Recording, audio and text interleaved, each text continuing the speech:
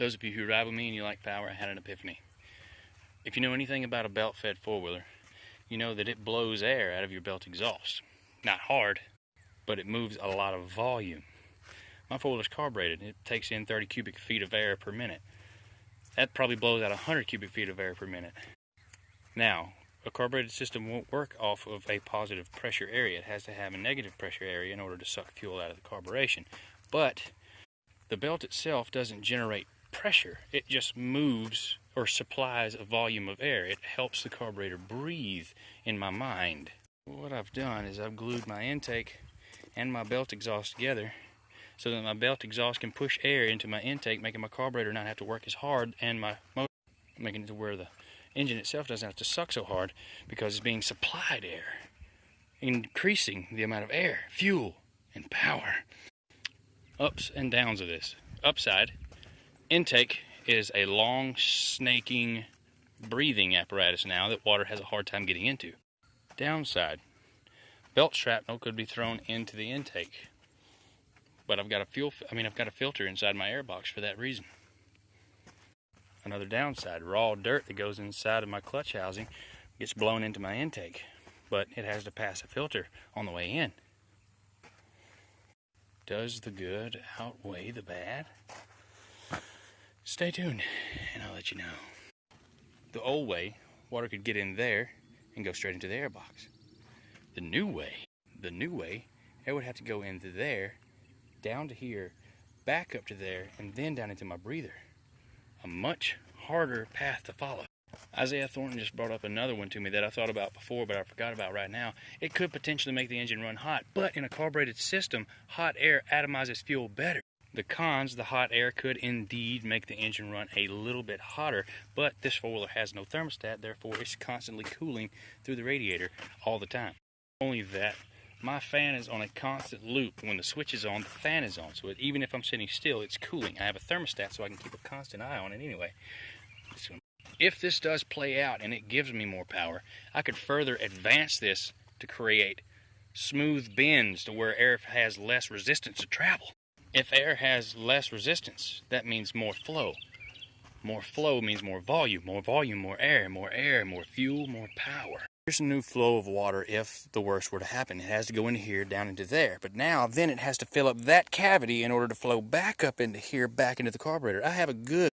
By then, I would have enough time I would have roughly 15 to 20 seconds to get my four-wheeler flipped back up right before water even had a chance to fill that up to flow back up. Even if I couldn't shut my four-wheeler off, the amount of resistance that this would have against it at that point that water's flowing inside of it, it would kill the engine because it can't draw any more air.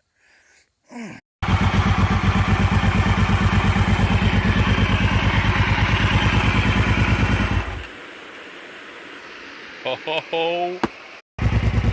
The outcome with a fuel-injected system, it will create more power because it is actually causing pressure.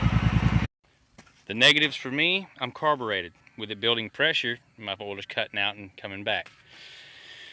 Lucky bastards.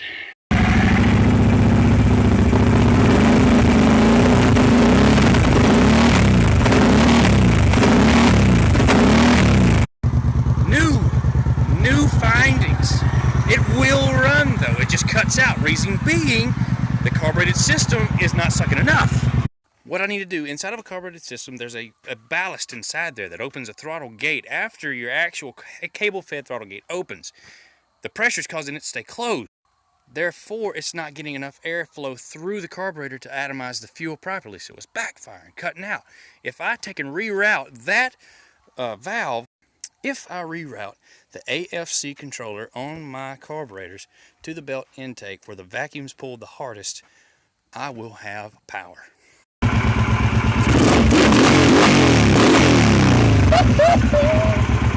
Shit! Status update.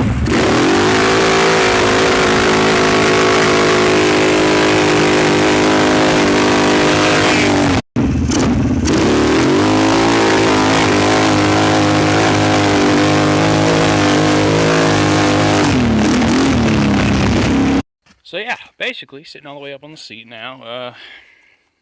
One-handed, you can stand at the motherfucker up and haul dick. Now, for those of you who have a carbureted setup and you don't know what the AFC is, it's an air fuel control. It's a little bivalve that works off a rubber bladder inside your carburetor. What's happening is with so much air being pressed into the carburetor, the bladder is no longer working, so it's choking the carburetor out.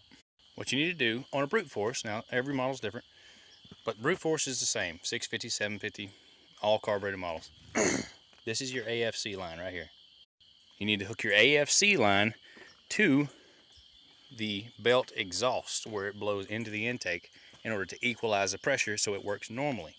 Take you a drill you a hole about midways down, right where the pressure's the most before it goes around into the intake, and then slide it up on there. If I had 3 hands, I could prove it to you, because I could have it idled up to where it starts choking and popping and sit from this far away and blow on it, and then it starts running fine. Overall findings, worth it. 5-minute mod, worth it. I mean, 5 minutes for you now that I've done all the hard work. Whatever. You're welcome, okay?